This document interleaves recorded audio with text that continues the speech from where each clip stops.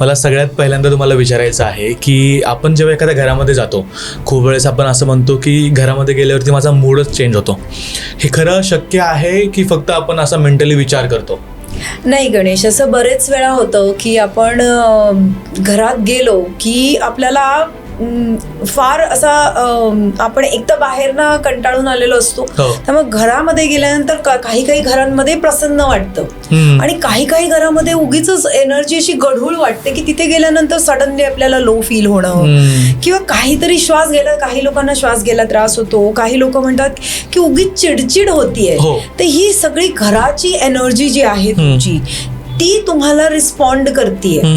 म्हणजे जर तुमची घराची एनर्जी बॅलन्स असेल तर ती तुम्हाला एनर्जी एलिव्हेट करणार आहे, तुमचा मूड अपलिफ्ट करणार आहे.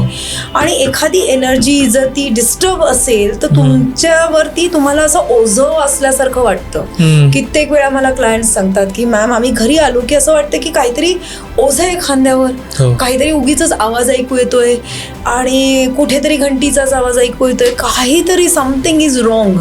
काय आहे कळत नाही, आम्ही चेक करतो, काही कळत नाहीये. पण हे सगळं डिस्टर्ब वास्तू एनर्जीज आहेत.